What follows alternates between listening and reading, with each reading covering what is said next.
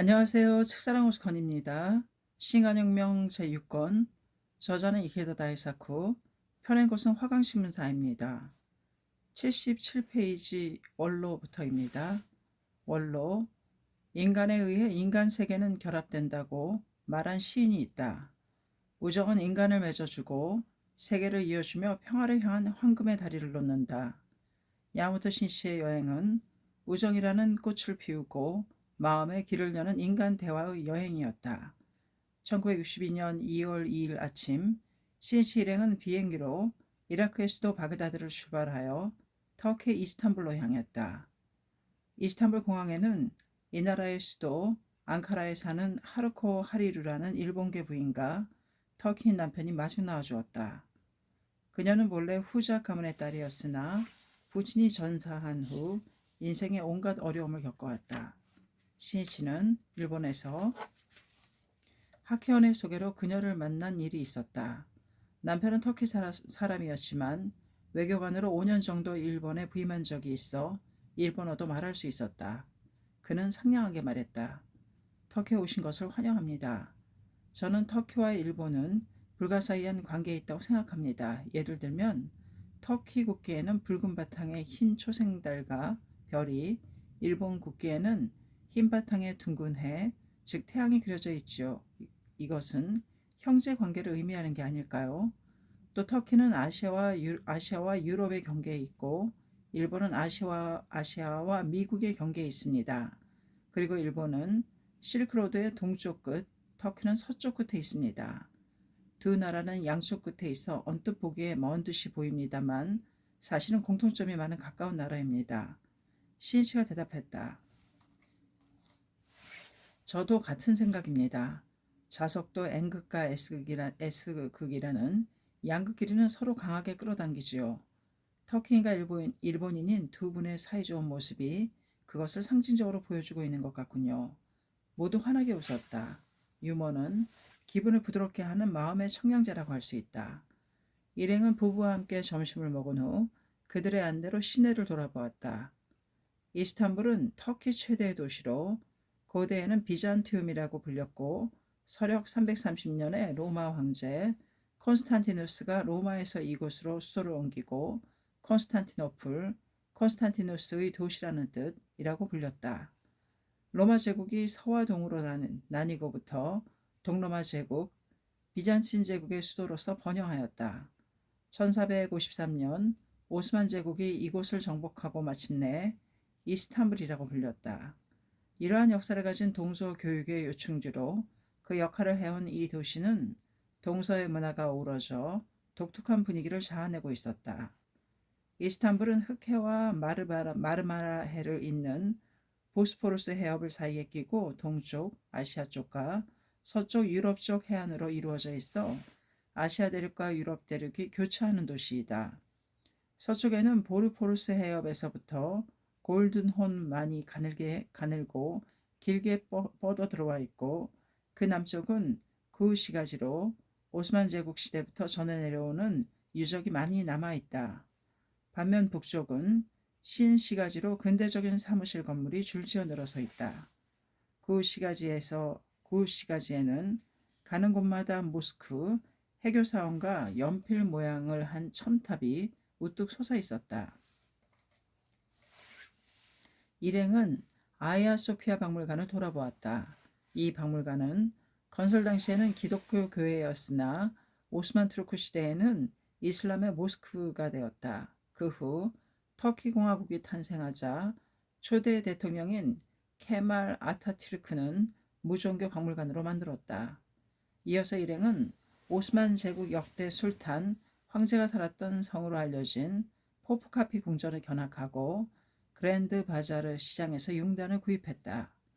이 시장은 카파르 차르슈 지붕이 있는 시장이라 하여 사람들로 붐볐다. 가격 교섭은 하리르 부부가 해주었으나 가게 사람은 도중에 일행에게 마실 것을 대접하기도 하면서 정성껏 교섭에 응해주었다. 어느 가게에서는 일행이 일본인이라는 것을 알자 주인은 밝게 웃으며 처음에 제시했던 물건값을 갑자기 내려서 이쪽에서 요구한 가격에 팔기도 했다. 쇼핑을 마치고 하리르 부부가 바다를 볼 수 있는 약한 높은 언덕으로 안내해 주었다. 그때 야마토 신씨는 하리루에게 물었다. 조금 전 쇼핑을 할 때 가게 사람이 일본인이라는 것을 알고 싸게 해 주었습니다만 터키 사람들은 일본인을 어떻게 생각하고 있습니까? 매우 친일적이며 호감을 갖고 있습니다. 그렇다고 해도 누구나 그 가게 주인처럼 싸게 해주지는 않습니다만 터키는 오랫동안 러시아와 좋지 않은 관계로 고생했던 까닭에 러일 전쟁에서 일본이 러시아에 이겼을 때는 태어난 아이에게 해군의 도고 원수, 일본 해군의 장군의 이름을 붙이는 사람도 있었습니다. 그런데 처음으로 터키의 사절단을 태우고 일본을 방문했던 배가 귀국길에 폭풍우를 만나 600명에 가까운 사람이 목숨을 잃는 참혹한 조난사고에 대해선 알고 계시겠죠? 1890년 9월에 와카야마 근해에서 일어난 에르툴루호 조난사고 말이군요. 그때 일본인이 필사적으로 조난자를 구조했다는 이야기는 잘 알려져 있습니다. 일본과 터키, 오스만 제국과 국교를 맺은 것은 1880년이었다. 1889년 7월 터키 황제는 일본에 사절단을 보냈다.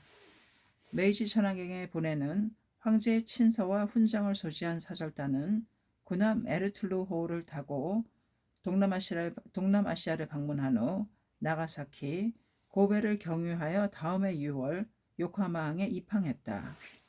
일본의 황실과 정부도 이 사절단의 방문을 성대하게 환영했다. 그러나 에르툴루호 귀국길에 오른 다음 날인 9월 16일 오후 참혹한 사고를 당하게 된다. 와카야마 근해를 항해하던 중 태풍을 만난 것이다. 폭우와 짙은 안개, 그리고 높은 파도와 폭풍, 배의 키는 부서지고 엔진도 파손됐다. 거센 파도에 떠밀려 연한 40m 정도 지점에서 자초했고 크게 파손된 선체는 이윽고 침몰해버렸다. 자초된 곳은 와카야마현 남단 오시마 현재 구시모토초의 가시노자키 등대가 있는 연안으로 암초가 많아 항해하기 어려운 곳으로 알려진 해역이다. 순식간에 일어난 일이어서 구명 보트조차 사용할 수 없었다. 또 폭풍우 때문에 마을 사람들도 집 밖으로 나오지 않아 해안에는 아무도 없었다. 응급 구조를 요청할 방법은 없었다. 군함에는 오스만 파샤 제독을 비롯하여 650명이 승선하고 있었으나 승무원 대부분이 목숨을 잃었다. 그러나 그 중에서도 극소수의 사람이 간신히 해안에 이르러 등대 직원에게 구조를 청했다. 마을 사람들은 그때서야 비로소 대형 사고가 발생한 사실을 알게 된 것이다. 즉각 촌장과 마을 사람들이 달려와 생존자를 구조하기 시작했다. 여행지에서 상상도 할 수 없는 참혹한 사고를 당한 이국 사람들을 위해 마을 사람들은 신속하고 헌신적으로 구조 활동을 펼쳤다. 당연히 의사소통은 되지 않았다. 또 가난한 어촌이라서 병원과 같은 의료시설도 없었다. 그러나 마을 사람들은 상처를 입고 괴로워하는 생존자를 도왔다. 중상자는 문짝에 싣고 경상자는 몸을 부축하여 학교나 사원, 민가로 옮겨 밤을 지새우며 간호했다. 그리고 폭풍우가 그치자 유체를 거두어 정중히 장례를 지냈다. 생존자는 69명, 사망자는 실로 580명이 넘는 대형 참사였다. 에르툴루호 조난사고는 신문에도 크게 보도되었고 전국에서 의연금을 보내왔다. 정부도 생존자를 위문하고 그들을 두 척의 순양함에 태워 터키까지 데려다 주었다. 야마토 신씨는 말했다. 에르툴루로 조난자 구조는 일본과 터키 양국 사이의 우호의 원점이 되어 오랫동안 전해져 왔습니다. 사고가 났던 가시노자키에는 위령비가 세워져 있습니다. 하리루는 고개를 끄덕였다. 그때 일은 터키인들 사이에도 전해지고 있습니다. 그런 이유로 일본인을 깊이 신뢰하고 있답니다. 시인씨는 미소를 지으며 말했다.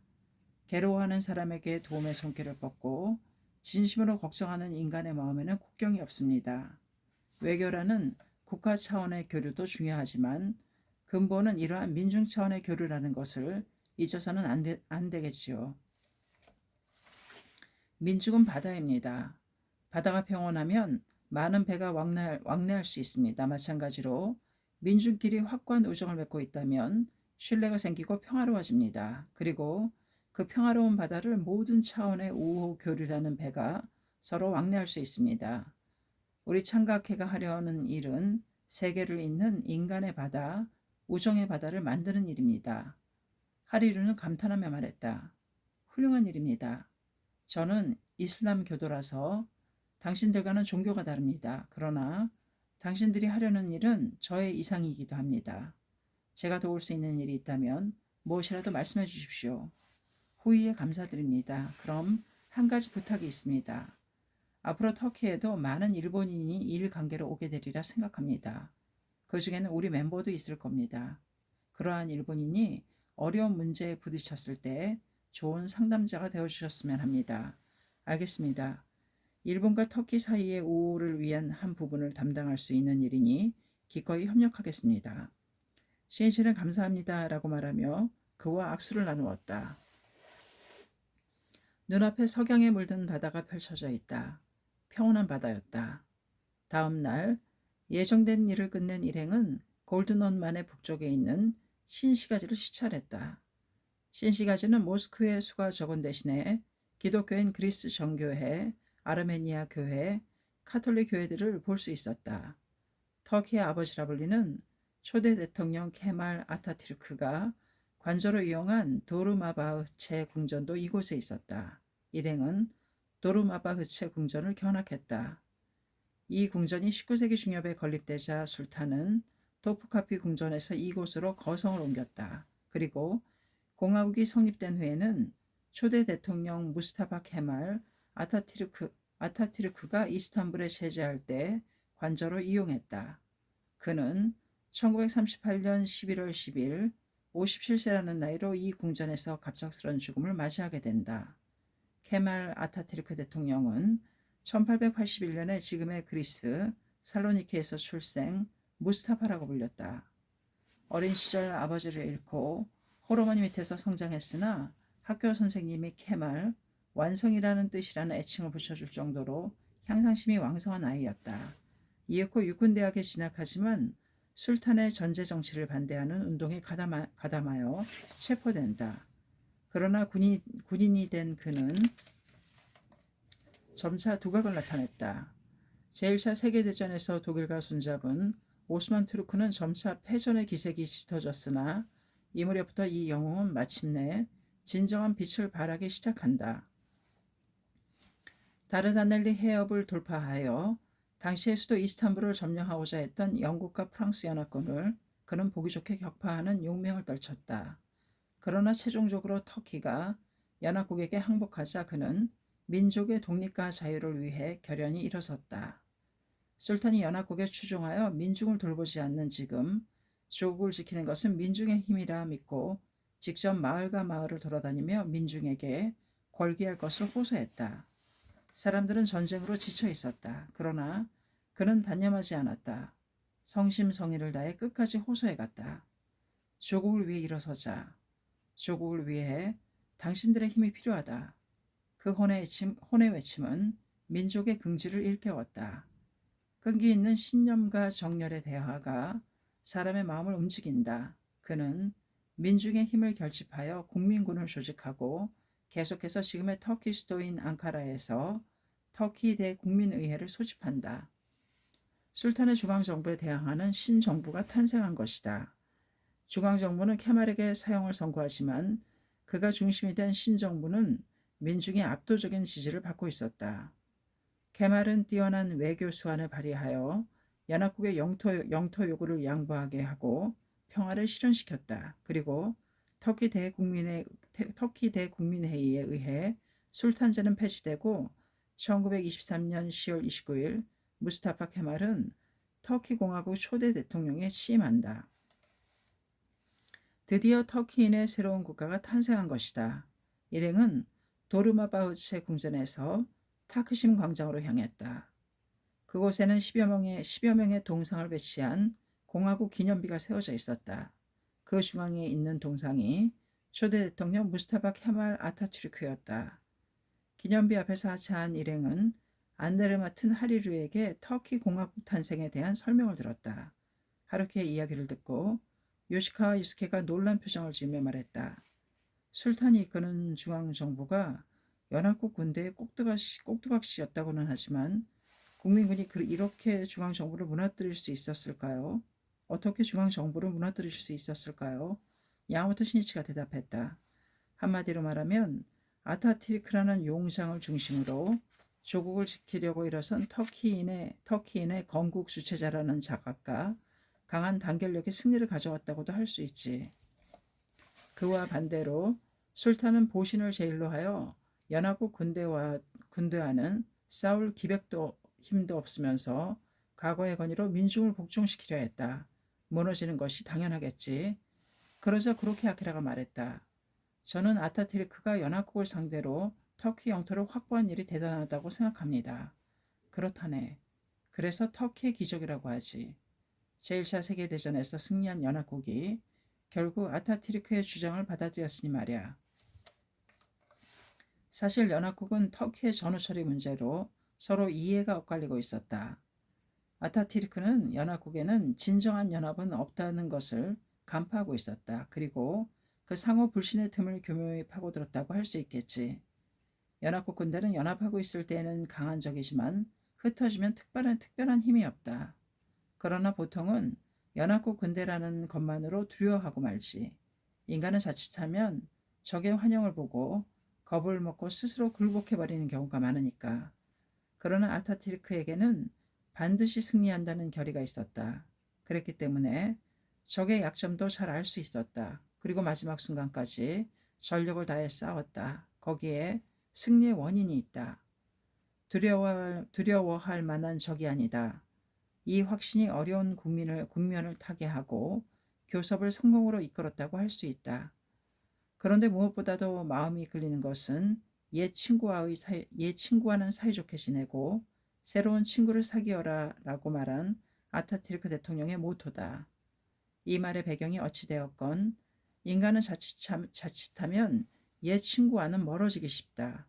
또 옛 친구와 교류가 있으면 새로운 친구를 사귀려 하지 않는다. 그러나 인간을 소중히 하고 인간관계를 넓히는 속에 새로운 세계가 열린다. 옛 친구와는 사이좋게 지내고 새로운 친구를 사귀어라. 야마토 신시는 아타티르크의 이 말에서 새로운 시대를 건설해가는 방정식을 느꼈다. 그러므로 신시는 이번 중동 방문에서도 만났던 모든 사람들이 새로운 친구가 될 수 있도록 성실하고 진지하게 상대의 행복을 바라며 대화하고 우정을 키우려고 한 것이다. 케말 아타티르크는 터키에 커다란 개혁을 가져왔으며 새로운 국가 건설에 착수해 갔다. 새로운 공화국 헌법의 제정을 비롯하여 술탄이 겸했던 종교상의 최고 지도자를 의미하는 칼리프 제도를 폐지하고 정교 분리, 여성 참정권 실시와 같은 개혁을 차례차례 실행해 갔다. 또 태양력 채용과 로마자를 채용한 국어개혁, 국내 산업 육성 등 정치, 경제, 문화의 각 방면에 걸쳐 개혁을 추진해 갔다. 케말은 대통령이 되어서도 민중과 함께 생활하며 민중 속에서 싸우는 솔선수범의 지도자였다. 새로운 터키 문자 보급 운동에도 앞장섰다. 터키어는 그때까지 아라비아 문자로 쓰고 있었으나 읽고 쓸 수 있는 사람은 이해할 정도에 지나지 않았다. 그 때문에 근대에 들어와서도 문자 개혁 문제는 종종 논란의 대상이 되었다. 대통령은 로마자 알파벳을 기본으로 한 새로운 터키 문자의 채용이 결정되자 몸소 각 지방을 순회했다. 그리고 마을 광장에 칠판을 세우고 새로운 터키 문자를 쓰면서 사람들에게 가르쳤다. 어느 마을 사람은 칠판 앞으로 불려나와 방금 대통령에게 배운 글자로 자기 이름을 쓰고는 감동하여 외쳤다. 나는 글자를 쓸 수 있다.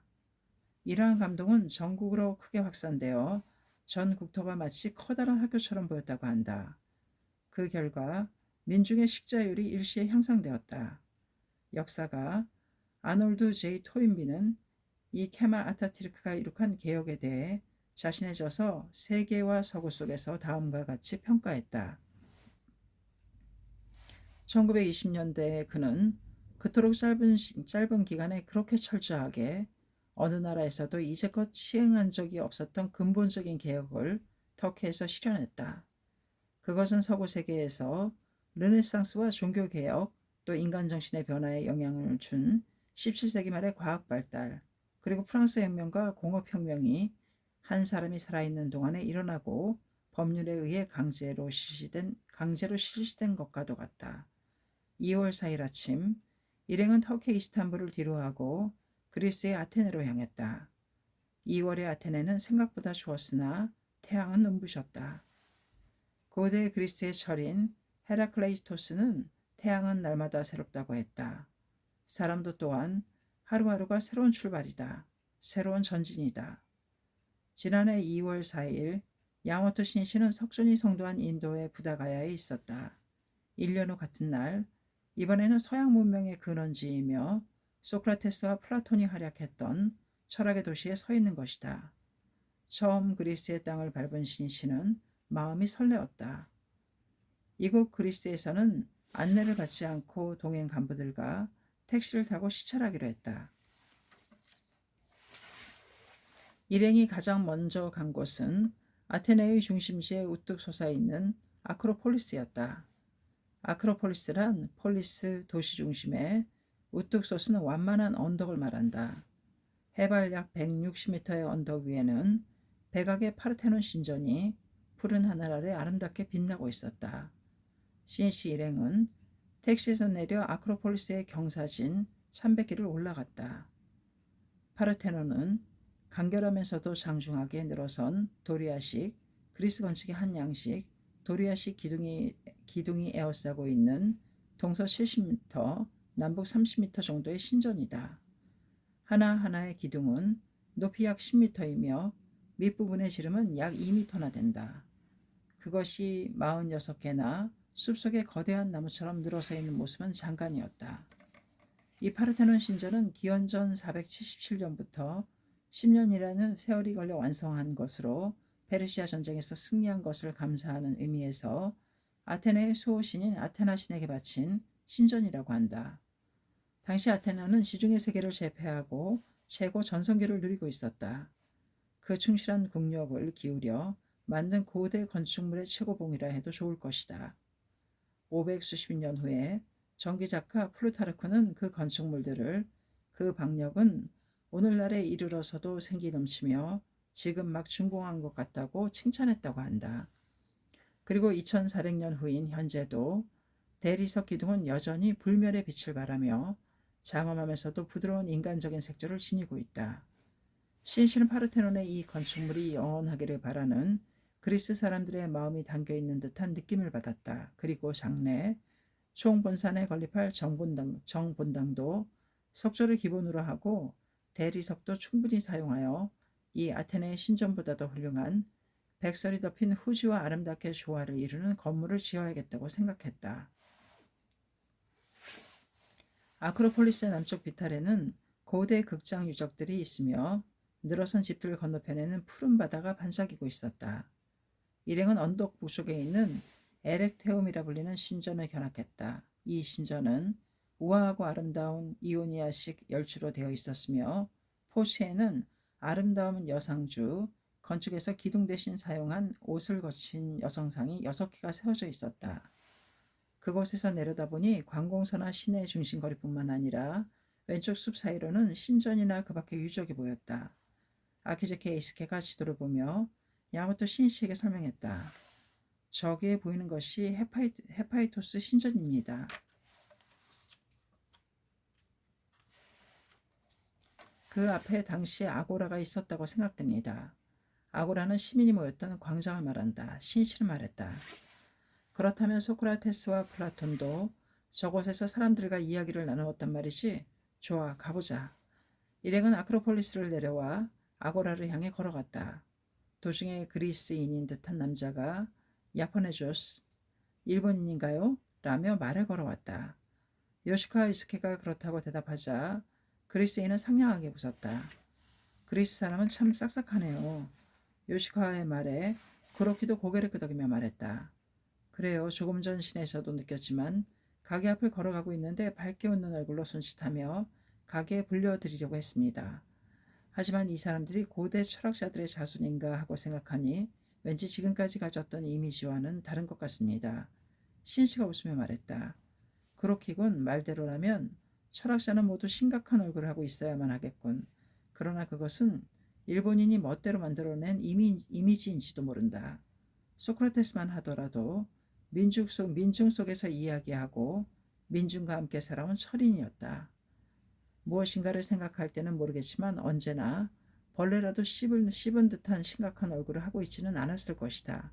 더 상냥하고 더 정력적인 인간미 넘치는 인물이 아니었을까 생각하는데 세속을 떠나 보통 사람과 관계없는 것을 골똘히 생각하는 사람을 철인이라고 한다면 그것은 이미 살아있는 철학의 모습을 상실한 것이 아닐까? 철학이라 할지라도 민중의 삶 속에 뿌리를 내려야 진정한 의미를 갖게 될 테니까. 이야기하는 동안의 일행은 아고라에 도착했다. 아고라 주위에는 당시 의사단과 문서관, 재판소, 영빈관 등의 건물이 서 있던 주춧돌만이 남아있을 뿐이었다. 아고라는 본래 집회를 뜻하는 말로 훗날 사람들이 모이는 장소, 즉 광장을 가리키는 말이 되었다. 천연적인 요새이기는 한 아크로폴리스가 신역과 요충지를 겸한 중심부라고 한다면 아고라는 시민 중심의 중심지였다. 법령이 공시되는 장소이며 시민들이 물건을 사고 파는 시장이고 정보를 교환하는 곳이었다. 야마토 신씨는 아고라 유적지를 거니며 말했다. 이곳에는 다양한 연령층과 각종 직업에 종사하는 사람들이 모였다. 그리고 세상 이야기부터 국가의 중요한 일에 이르기까지 모든 것을 의논했다고 한다. 실로 자유로운 대화의 광장, 언론의 광장이었던 셈이지.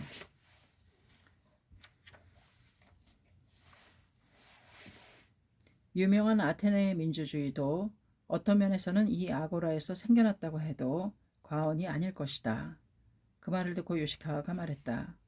말씀을 듣고 생각했습니다만 학회에서 실시하고 있는 자담회는 아고라와 비슷하군요. 자담회에는 각기각층의 사람들이 모여 환희에 찬 체험을 이야기하는 사람도 있는가 하면 고뇌나 의문을 갖고 찾아오는 사람도 있습니다. 그 중에는 논쟁을 걸어오는 사람도 있습니다. 그리고 적나라한 서민의 이야기가 전개되니까요. 시이치는 고개를 끄덕였다. 그렇지. 더구나 학회 자담회는 민중의 행복을 위한 아고라이며 또 자신과 타인이 함께 성장하기 위해 불법을 배우는 인간 연마의 광장이기도 하지. 이 현대의 아고라라 할 수 있는 자담회에서 새로운 민주의 큰 물결이 틀림없이 일게 될 것이네. 아키즈키 에이스케가 환한 목소리로 말했다. 학회를 비판하는 평론가나 매스컴이 많은 데 비해 학회에서 실시하는 자담회를 주목하는 사람은 거의 없습니다. 모두 무시하고 있죠. 시인씨는 아키즈키의 말을 듣고 조용히 고개를 끄덕이며 말했다. 대수롭지 않게 보이는 것이 사실은 가장 훌륭하고 위대한 일일 경우가 많지. 사람들은 멋진 집에는 관심을 갖지만 토대는 보려고 하지 않는다. 하지만 그 토대가 집을 지탱하고 있는 것이다. 학회가 지향하는 위대한 운동도 이 좌담회가 토대를 이루고 있다. 그리고 더욱 소중한 것은 개인 지도라 할 수 있지.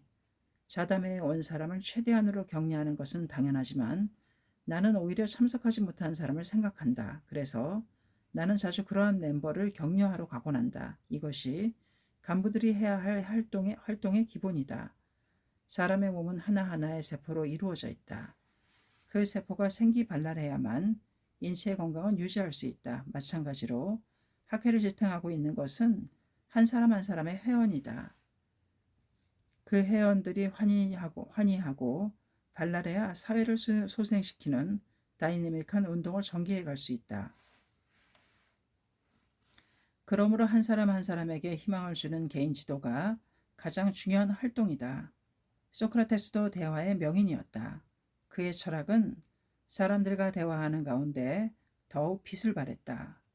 최고의 생명 철학을 가지고 있는 우리도 사람들의 깊은 바다와 같은 마음을 비추듯 행복해지기 위한 깊은 대화와 격려를 해가야만 한다. 일행은 그 후 아크로폴리스와 계곡을 사이에 두고 남서쪽에 있는 무세이온 언덕, 별명 필라파포스 언덕 기슭으로 향했다. 거기에는 철학 소크라테스가 투옥되었던 곳이라 전해지는 감옥이 있었다. 그 감옥은 드러난 암벽 아래 쇠창살이 박힌 조그마한 바위굴이었다. 이 어두침침한 감옥에서 고령인 소크라테스가 약 한 달 동안이나 처형당할 날을 기다리고 있었다고 생각하자 신이치는 가슴이 아팠다. 아테네는 민주주의가 시작된 땅이다. 또 많은 철학자가 활약하는 이성의 거리였다.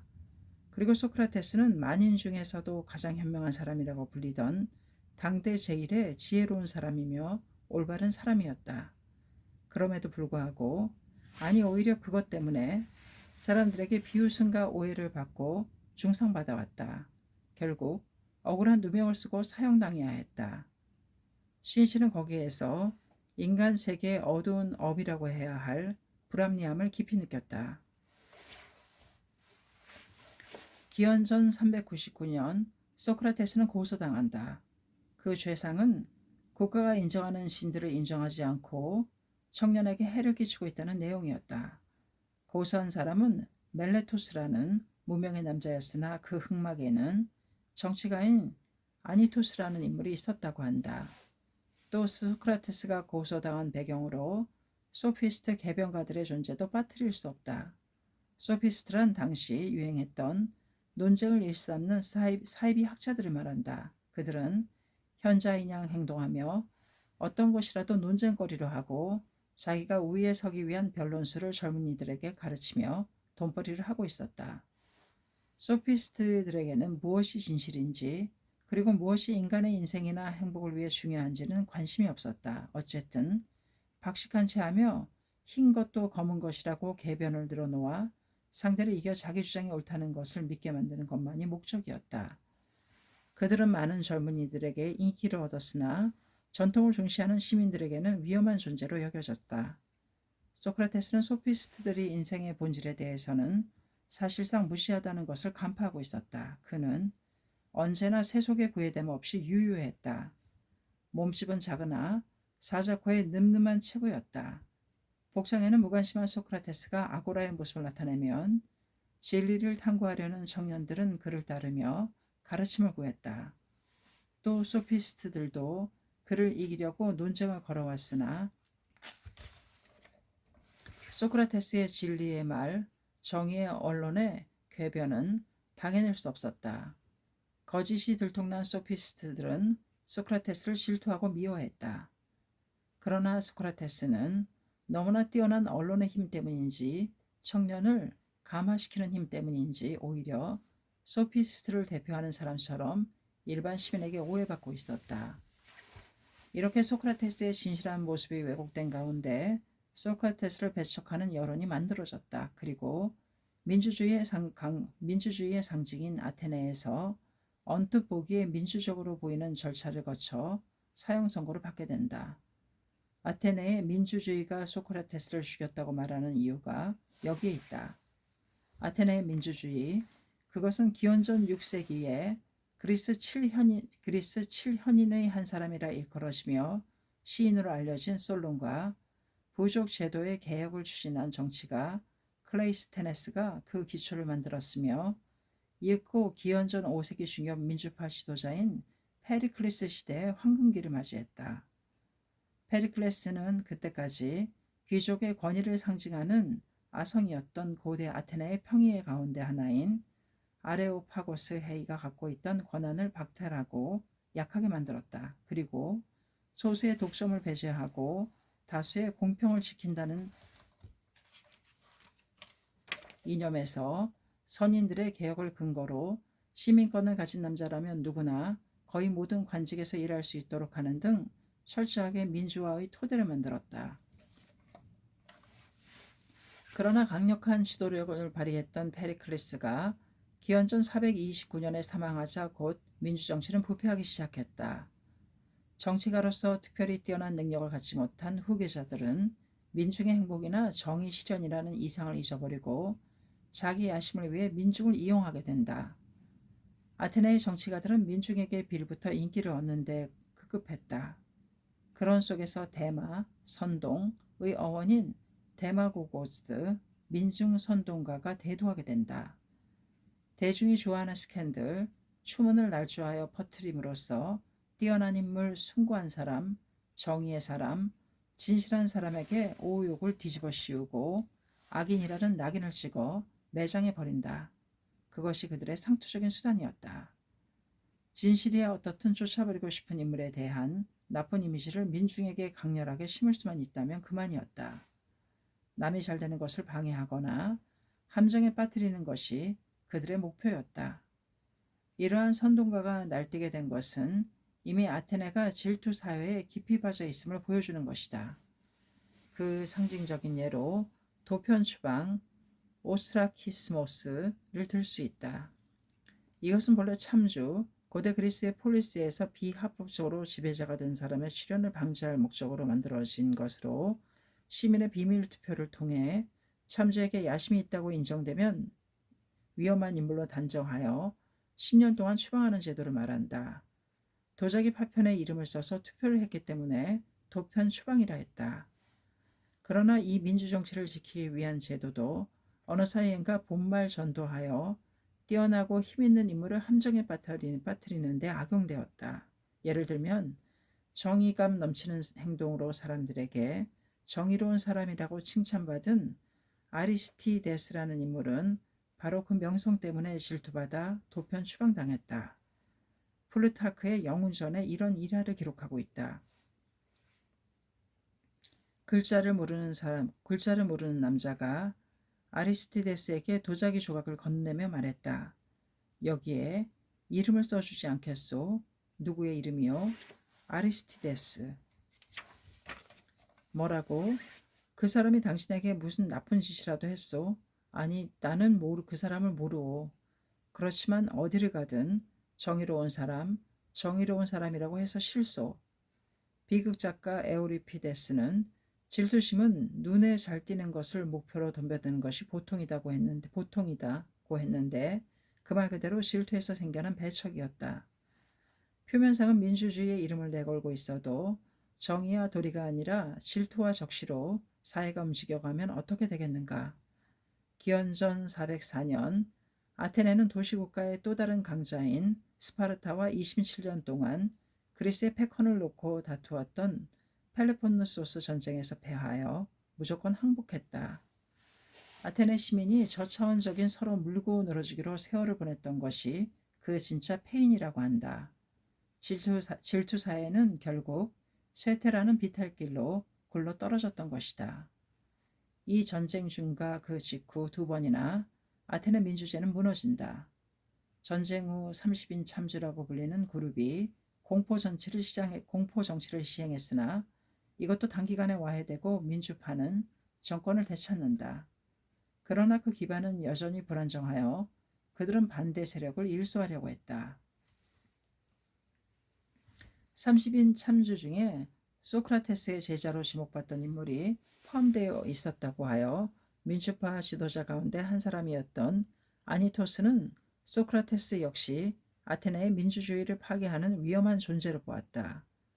그러나 소크라테스는 30인 참주의 폭정에 반대하고 그 명령을 따르지 않았기 때문에 목숨을 노리는 사람조차 있었다. 그렇지만 그런 사실은 무시되었다. 아니토스는 지혜롭고 명성이 높은 소크라테스를 본보기로 처형하면 반대파를 내쫓는데 반드시 효과가 있을 것이라고 생각한 것 같다. 마침내 소크라테스는 국가가 인정하는 신을 존경하지 않고 청년을 부패시켰다는 무고한 제명으로 고소당하게 된다. 아테네의 양심이 위대한 정신의 기둥이 쓰러지려 하고 있었다. 그러나 대부분의 시민은 그것을 오히려 기뻐했다. 소크라테스는 바로 진정한 정의로운 사람이었기에 질투받았으며 항상 유언비어가 나돌아 시민들 사이에도 언제부터인지 사회에 해를 끼치는 인물인 듯한 이미지가 정착되고 말았기 때문이다. 예를 들면 당시 유명한 작가 아리스토파네스는 소크라테스가 고소당하기 24년 전에 소크라테스를 주인공으로 한 희극 구름을 발표하여 웃음거리로 만들었다. 거기에 묘사된 소크라테스는 우리들에게는 신 따위는 통용되지 않는다고 큰 소리치는 사교도이며 젊은이를 우롱하는 소피스트의 두목으로 꾸며져 있었다. 처음부터 소크라테스의 실제 모습과는 정반대로 전혀 닮지 않은 날조된 인물상이었으나 대중은 그것을 그대로 믿어버렸다. 소크라테스는 사람들이 이런 나쁜 이미지가 사실이라고 믿는 상황 속에서도 홀로 끊임없이 진실을 호소했다. 소크라테스가 재판받는 모습과 모든 상황을 지켜보았던 제자 플라톤은 소크라테스의 변명에 상세하게 썼다. 소크라테스는 법정에 서서 500명, 501명이라는 설도 있다. 500명의 배심원과 청중을 앞에 두고 당당하게 자기 소신을 밝혔다. 용서를 비는 듯한 비굴한 태도는 조금도 없었다.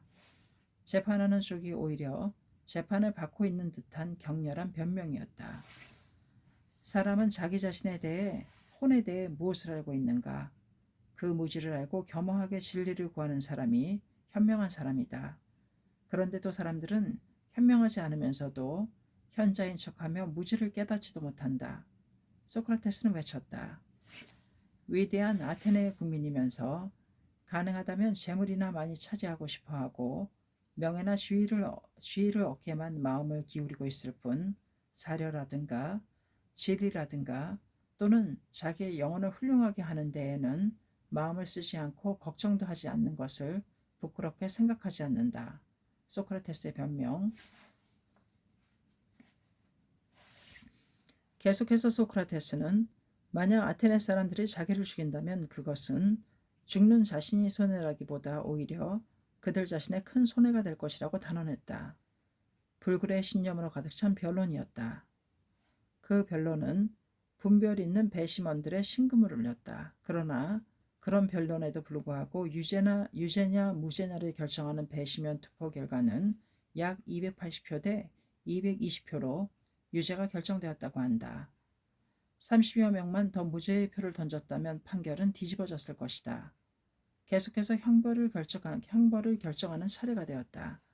당시의 관습은 소송당한 사람도 스스로 적당하다고 생각되는 형벌을 신청할 수 있었다.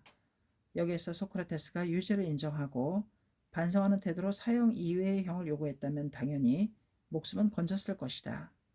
그러나 소크라테스는 내게 어울리는 것은 영빈관에서 식사를 하는 것이다 라고 주장했다.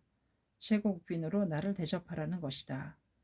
거기에는 정의를 위해 살아온 아테네의 정신의 기둥, 혼의 왕자로서의 자부심이 있었다. 그러나 그 의연한 모습을 배심원에 대한 오만한 도전이라고 받아들였던 것일까?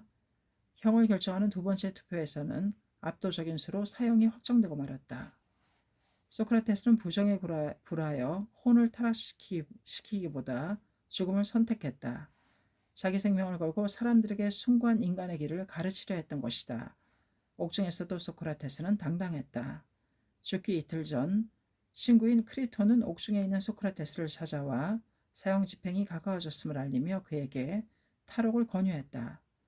하지만 소크라테스는 부정에 대해서 부정으로 보복해서는 안 된다며 탈옥을 거부하고 침착하게 죽음을 받아들였다. 부정을 당하는 사람과 부정한 짓을 하는 사람 중 어느 쪽이 더 행복한가? 선량한 사람에게는 살아서도 죽어서도 나쁜 일은 일어나지 않는다. 소크라테스의 변명은 신념으로 살아온 소크라테스에게 두려움 따위는 전혀 없었다. 더욱이 사형당하는 날 소크라테스가 나눈 마지막 대화는 죽지 않는 혼에 대해서라고 한다. 그 대화에서 소크라테스는 친구에게 철학이란 죽음을 맞이하기 위한 연습이라며 사려나 정의와 용기 그리고 자유와 진실로 자기 자신의 영혼을 완성해 가라고 권유한다. 소크라테스는 불법에서 설하는 영원한 생명을 지향하고 있었는지도 모른다. 어쨌든 인간은 영원한 생명을 자학하지 않으면 죽음에 대한 공포를 극복할 수 없다. 또 소크라테스는 친구에게 언론을 싫어하는 사람이 되지 않도록 하라는 훈계도 했다. 그것은 마치 인간을 혐오하는 것 같은 사람이 되게 되는 것인데 그것을 조심하라는 것이다. 왜냐하면 언론을 증오하게 된다는 것은 무릇 사람이 빠지기 쉬운 가장 나쁜 마음 상태이기 때문이다. 파이돈, 언론과 끝까지 대화하며 살아주기 바란다. 소크라테스는 이렇게 호소하며 마지막 순간까지 자신의 신념을 관철했다. 날이 저물자 마침내 형이 집행되었다. 소크라테스가 사형 집행관에게서 독이 든 잔을 받아들고 쭉 들이켜자 곁에 있던 친구들은 더 이상 참지 못하고 큰 소리로 울기 시작했다. 여보게 자네들 이런 일이 없도록 하려고 아내들을 돌려보냈는데 죽음은 조용하고 태연하게 맞이하는 것이라고 하지 않던가. 그러니 조용히 해주게. 소크라테스는 이렇게 말하며 친구들을 달래고 마침내 죽음을 맞이하기 위해 침상에 누웠다. 장엄한 임종이었다. 소크라테스가 갇혀 있었다는 감옥 앞에 선 야마모토 신이치의 가슴에는 만감이 교차했다. 아테네 시민은 소크라테스를 재판했다. 그러나 재판받았던 쪽은 오히려 아테네 시민이 아니었을까? 그들은 민주를 타락시키고 인류의 역사에 오점을 새긴 사람으로 영원히 전해지게 되었다. 동행한 청년들도 소크라테스에 관한 이야기를 잘 알고 있었다. 모두 소크라테스가 걸어온 순난의 생애를 마음속에 그리며 바이굴 감옥 앞에서 한동안 말없이 서 있었다. 아키즈케 에이스케가 감개무량한 표정으로 말했다. 선생님, 저는 소크라테스가 걸어온 생애를 생각하며 마키구치 선생님의 투쟁을 생각했습니다. 일본의 군부 정부도 역시 위대한 선생님을 옥사시켰습니다. 그리고 마키구치 선생님도 그 불합리한 처사를 기꺼이 받아들이고 순교하셨습니다. 진정한 위인은 공통점이 있는 것 같습니다. 그렇다네. 그리고 반드시 그 스승의 뜻을 이어받아 일어서는 제자가 있지. 소크라테스에게는 플라톤이 있었다. 소크라테스는 사형 판결 후 배심원들에게 자기가 죽은 후 곧 복수가 시작될 것이라고 예언했다. 소크라테스가 말한 복수의 의미는 제자들이 진리를 밝히는 투쟁에 도전하여 그들을 추궁해 간다는 뜻이다. 소크라테스는 플라톤이라면 자기의 사상과 철학을 사람들에게 전하여 자신의 정의를 증명해 줄 것이라는 확신이 있었을 것이다. 죽음을 기다리는 소크라테스의 가슴에는 틀림없이 젊은 애제자 플라톤의 당당한 모습이 선명하게 약동했을 것이다. 마키구치 선생님도 그러했다. 옥중에서도 도다 선생님이 있었기 때문에 안심하고 계셨다. 도다 선생님도 내가 있음에 안심할 수 있다고 말씀하셨다. 나도 그렇게 단언할 수 있는 후계 청년들을 전력을 다하여 육성하는 수밖에 없다. 내가 위대하게 되자라든가 주의를 얻어 편안하게 지내자고 하는 명문 명리의 인간이 학회를 좌지우지하게 된다면 회원이 불행하게 된다. 그러므로 나는 진정한 제자를 육성해야 한다. 정의의 사자를 육성하는 수밖에 없다. 저 플라톤 같은. 소크라테스가 재판을 받았을 때 플라톤은 28세였다. 플라톤은 20세부터 햇수로 9년 동안 소크라테스를 섬기며 스승과 함께 청춘을 걸어왔다. 소크라테스에 대한 불합리한 재판을 지켜본 플라톤은 경노한다. 어느 기록에 따르면 플라톤은 법정에서 발언을 요구했지만 재판관에게 제지당했다고 한다. 경애하는 스승을 잃은 플라톤의 충격은 한없이 컸으며 마음의 고충 또한 너무나 격렬했다. 그 때문에 병으로 쓰러지기도 했다. 그러나 그의 분노의 눈물을 닦으며 일어섰다. 반드시 스승의 정의를 증명하고 말겠다. 스승이 말하던 정의로운 국가를 만들어야 한다. 그것은 목숨을 건 결심이었다. 플라톤은 80세에 죽을 때까지 약 50년 동안 스승 소크라테스의 진실을 밝히기 위해 소크라테스의 변명, 크리톤, 파이돈을 비롯하여 방대한 저작을 남겼다. 그것은 철학과 언론을 통한 장절한 대투쟁이었다. 또 교육기관인 아카데미아를 창립하고 교육과 인재 육성에도 힘썼다. 플라톤이 생애를 바친 테마, 그것은 어떻게 하면 이 세상에 정의를 실현할 수 있을까 하는 근본적인 문제였다. 그 탐구의 결론이 철인정치라는 이상이다. 플라톤은 자신에 대해서 국가에서 소위 철인왕이 통치하는 것만이 국가와 인류에게 행복을 가져다주는 최소한의 변혁이라고 주장했다. 그는 정치 제도가 갖춰야 할 본연의 자세를 분류하여 제1을 철인왕이 통치하는 왕제로 하고 이하 명예제, 과두제, 민두제, 민주제, 참주제의 5가지를 예로 들었다. 민주제는 네 번째로 낮게 평가했다. 민주제는 인류의 위대한 지혜이며 발명이다. 하지만 그것도 민주제를 책임지는 인간 자신의 에고이즘을 제어하고 자유라는 방법을 모른다면 본래의 민주와는 전혀 다른 어리석은 민중으로 되기 쉽다는 점에 플라톤은 예리한 비판의 시위를 당겼던 것이다. 플라톤은 말한다. 민주주의 국가에서는 자유를 최고의 선으로 여기며 자랑스러운 듯이 이렇게 주장한다. 자유야말로 국가의 가장 자랑스러운 것이며 따라서 본성이 자유로운 인간이 살 만한 곳은 바로 이 나라뿐이다. 국가. 그러나 그 민주제는 끝없이 자유를 추구한 나머지 욕망에 사로잡힌 많은 군중을 만들어내고 어느새 청년의 혼의 성체는 이 욕망에 점령당해버린다. 마침내 청년들은 자유라는 의미를 잘못 알아 조심성을 어리석임이라고 부르고 사려 깊음을 나약함이라고 하고 적당하고 절도 있는 돈 씀씀이를 촌스럽다든가 자유인답지 않다는 이유를 붙여서 경멸하고 그러한 미덕들을 추방해버린다. 또 반대로 오만을 훌륭한 성장 과정이라 말하고 무질서를 자유라 말하고 낭비를 선심이 좋다고 말하고 염치를 모르는 것을 남자답다고 불러 많은 악덕이 사람들에게 칭찬을 받으며 퍼져가게 된다는 것이다. 이렇게 방자하기까지 한 자유에서 오는 혼란은 마침내 손쓸방도가 없게 되어 사태를 수습하기 위해 민중은 강한 지도자를 원하게 된다. 그리고 그 강한 지도자는 저항하기 어려운 권력이라는 마성 때문에 가장 나쁜 참주로 변해간다는 것이다. 플라톤은 지적한다. 지나친 자유가 개인이나 국가에 있어서 예속으로 변모되는 것은 필연적이다. 국가. 말하자면 민주제라는 이름 아래 제한 없는 자유를 누리는 것은 오히려 인간의 혼을 부패하고 타락하게 한다. 그리고 사람들이 가장 아름답다고 생각하는 이 민주제 속에서 독재자의 지배가 생겨나고 자유 없는 예속이 시작된다는 것이다. 거기에는 자유의 폐단이 또 자유의 병리가 부각되어 있다고 할 수 있지 않을까? 플라톤은 아테네 민주주의의 공적과 죄를 남김없이 직시하고 있었다. 인간의 혼이 올바르고 건강하지 않다면 어떠한 제도도 올바르게 그 기능을 다할 수 없다. 물은 낮은 곳으로 흐른다. 인간도 역시 내적인 단련과 인격 도야가 없으면 욕망이라는 중력을 향하는 대로 흘러가 버리는 타락을 모면할 수 없는 것이다. 그러므로 플라톤은 계속해서 혼의 건강, 혼의 조화를 고찰하고 자신의 내적인 국제를 자각하도록 촉구한 것이다. 외적인 국제를 정의에 어울리는 최선의 것으로 하려면 내적인 국제의 정비를 필요로 하는 것이다. 다시 말해 혼의 건강을 육상하는 철학이야말로 민주제를 뒷받침할 수 있는 기둥이다.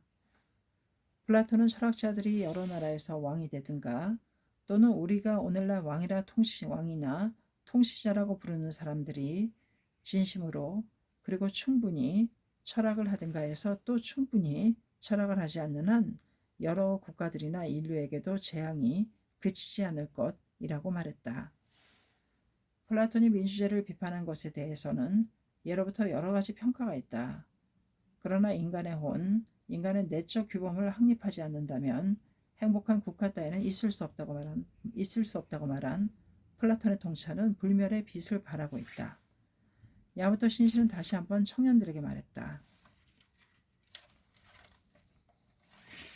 플라톤은 스승 소크라테스와 같은 정의로운 사람이 절대로 죽임을 당하지 않는 국가를 건설하기 위해 민주제의 함정을 철저하게 해명해 갔다. 현대에도 종종 민주정치에 대해 중우정치라는 비난이 있으나 민중의 건전한 혼이 개화하지 않으면 진정한 민주는 있을 수 없다. 결국 민중을 현명하고 총명하게 하여 철인왕이 되도록 하는 것이 민주주의를 완성시키기 위한 가장 기묘한 부분이며 그것을 실천하고 있는 것이 창각해라네. 그 말에는 민주가 진정으로 승리하는 시대를 열겠다는 신시의 확신과 결의가 담겨 있었다. 다음 날인 2월 5일 일행은 일본 기업의 주재원을 만나는 등 분주한 하루를 보냈다. 6월은 이집트의 카이로로 이동하는 날이었지만 저녁에 출발하기로 되어 있어 6일은 이집트의 카이로로 이동하는 날이었지만 저녁에 출발하기로 되어 있어 그때까지 시찰하지 못했던 박물관 등을 보러 다녔다. 도중에 광장에서 연날내기를 하고 있는 초등학생인 듯한 몇 명의 어린아이들이 있었다. 육각형의 모양이 흰색 연애는 어른 키만한 길이에 꼬리가 달려있고 꼬리에는 종이로 된 술이 붙어 있었다. 야마토 신씨는 어릴 적 하네다 해안에서 연날리기를 하며 놀았던 옛일을 그렇게 떠올리며 잠시 그 광경을 보고 있었다. 어린이들의 연은 좀처럼 뜨지 않았다. 소크라테스의 후에도 연날기기는 서툰 것 같군. 좋아. 아이들에게 연날리는 비결을 가르쳐주자. 연날리기라면 나도 자신이 있으니까. 신신은 이렇게 말하고 어린이들 사이에 끼어들었다. 그리고 연을 빌려 직접 시범을 보였다. 코트를 입고 있어 조금 동작이 둔했지만 연은 바람을 타고 하늘에서 춤추었다. 어린아이들이 환성을 올렸다. 그렇기군. 영어로도 좋으니 통역을 부탁하네. 연을 잘 날리는 비결은 바람이 오기를 기다렸다가 바람이 오면 실을 잡아당기면서 바람을 타게 해야 한다. 그리고 연이 강한 바람을 받아 하늘 높이 날아가듯 여러분도 어렵고 괴로운 일이 있거든. 그것을 자신이 성장할 기회라고 받아들이는 것이 중요하다고 전해주게. 그렇게 아키라는 어린이들에게 영어로 이야기했으나 그리스어가 공용어인 탓인지 거의 전해지지 않았다. 신씨가 그렇게 어린이들의 대화에 신경을 빼앗기고 있을 때 모처럼 올라갔던 연이 떨어지고 말았다. 어린이들이 일제히 웃었다. 무슨 일이든 방심하고 있으면 실패한다. 그렇기군. 즉시 통역해주게.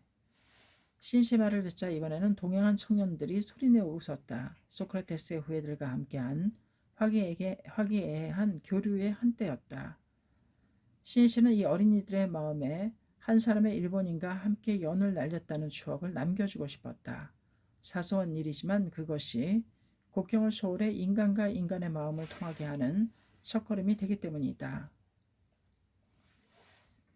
말은 통하지 않았지만 몇 분이 지나자 신씨와 소년들은 완전히 허물없는 사이가 되었다. 헤어질 때 소년들은 아쉬운 듯 손을 흔들며 배웅해 주었다.